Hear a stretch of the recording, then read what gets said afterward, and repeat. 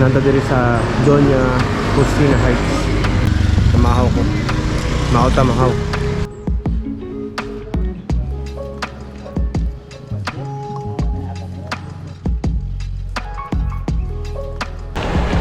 Hey, what's up mga bossing?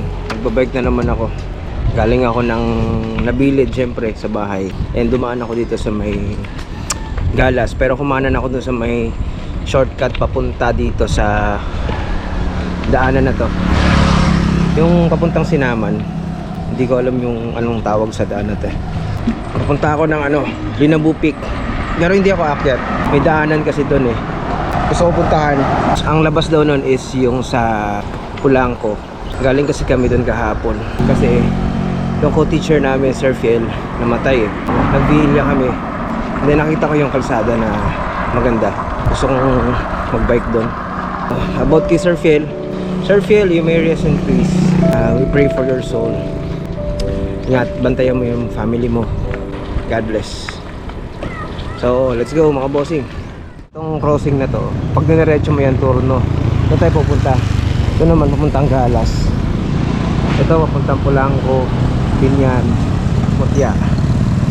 Dito tayo pupunta. Alright, let's go.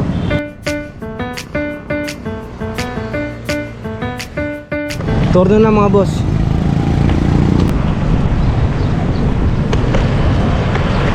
Ayun, kakalagpas lang natin ng Turno mga bossing. Yung crossing doon, Turno yun. Tapos diretso tayo dito. Kakanan tayo sa Dicayas, papuntang Linabu Peak. Let's go!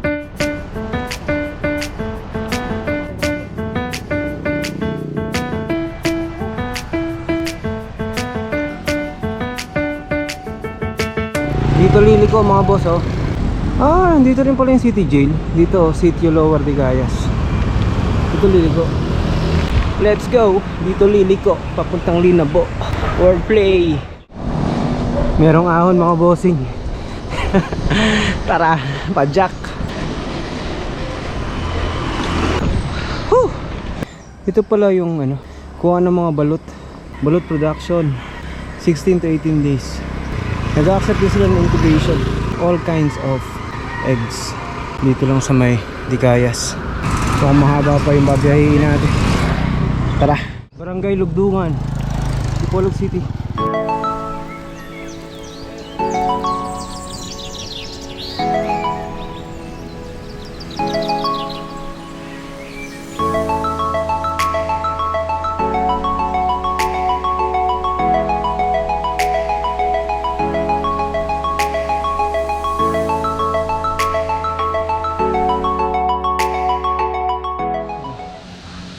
Linabu Peak.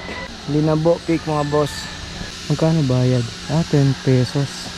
17 years below, 18 years above, 20 pesos. 3,000 step mga boss. Bago ka makapunta sa Tuktok, kailangan mo munang gawin tong 3,000 steps para makapunta ka ng Linabu Peak. Hindi ako magsugod padong taas. Linabu Peak. See you next time. Sabi ni ate, kapag daw mag-start ka ng akyat, tinanong ko kasi kung ilang oras or gaano katagal bago mo maakyat yung tuktok ng Linabu. Ang sabi niya, nasa mga 1.5 hours daw. Ito yung kala Sir Phil. Papasok na sa loob. Palayan pala dito mga bossing. Yay! Sarap mag-bike! Ganda ng daan oh. Gilid ng bundok. Tapos sa baba palayan.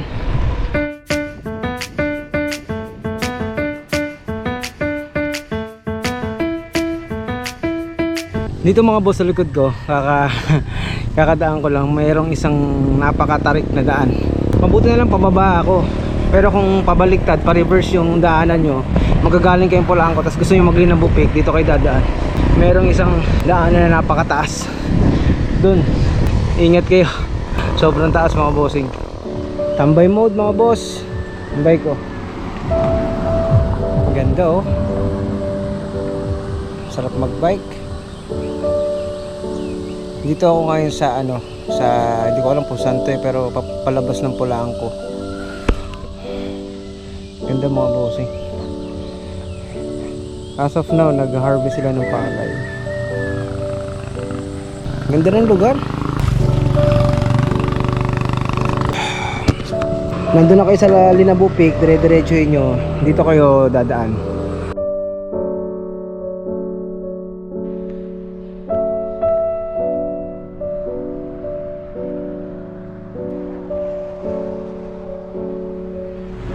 Ito pala yung barangay ISIS mga bossing oh. Ibig sabihin nasa Polanco na tayo. Barangay ISIS. ISIS alam ko ano yan. Yung grupo sa Middle East na terorista. Biro lang po. Biro lang po, joke lang po. Polanco na mga bossing. Ito yung crossing. Ito yung intersection papuntang Polanco. Papunta doon sa left side Mutia, Tinyan. Dito Polanco. Okay. So ibig sabihin yung kanina pag in-straight ko yon, hindi ako kumanan papuntang ISIS. Pag kumaliwa ako, papunta akong Dapitan. Okay.